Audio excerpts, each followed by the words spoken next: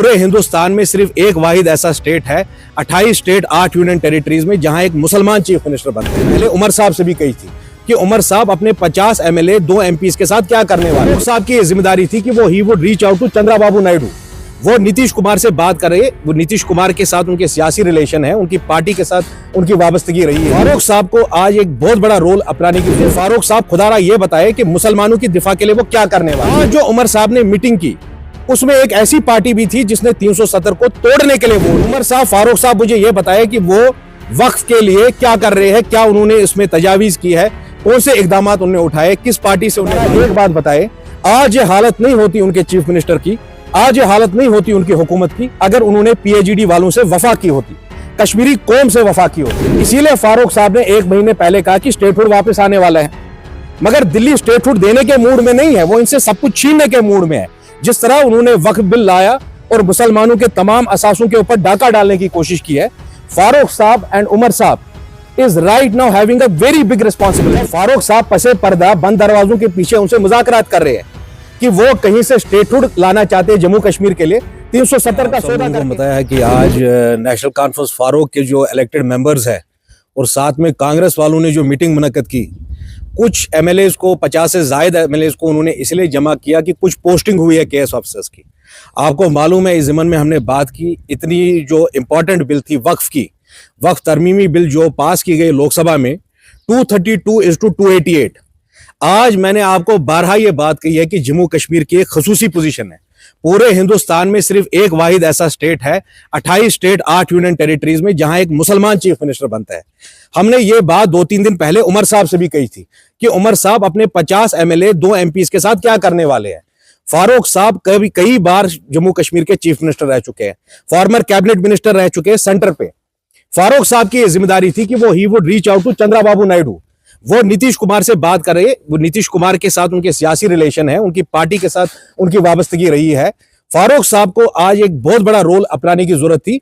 यहां नहीं कि कितने केस ऑफिसर्स की ट्रांसफर हुई, फारूक साहब की यह जिम्मेदारी थी कि आज भी राज्यसभा में वो बिल पास नहीं हुआ है।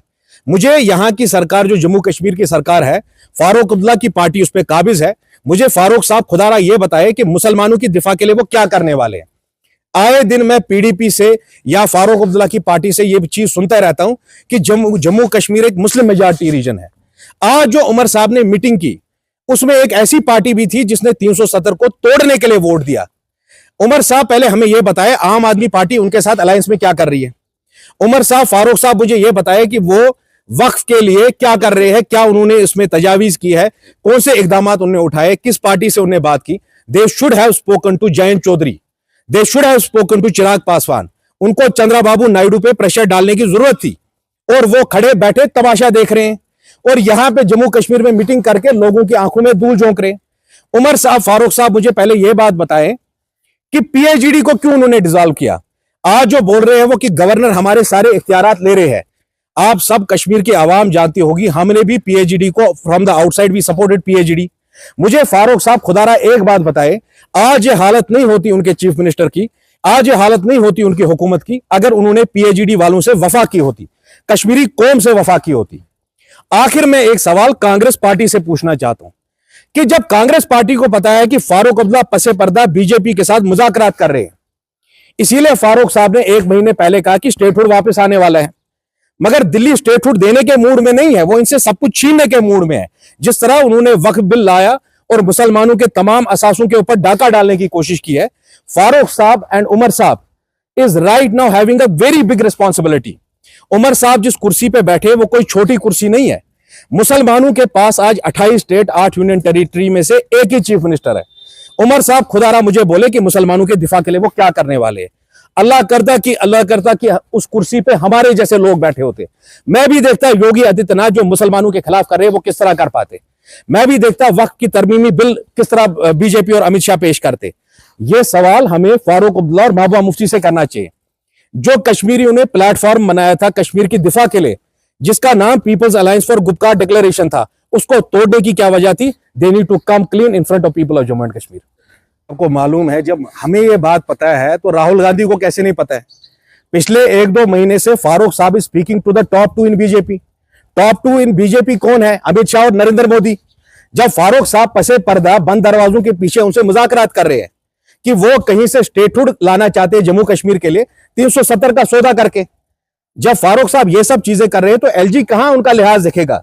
जब एलजी नोज की एनसीएफ जो है ये असली नेशनल कॉन्फ्रेंस नहीं है, ये वो नेशनल कॉन्फ्रेंस नहीं है जिसने कुर्बानियां दी है कौम के लिए। इनमें से कौन आदमी 14-15 साल जेल में रहा?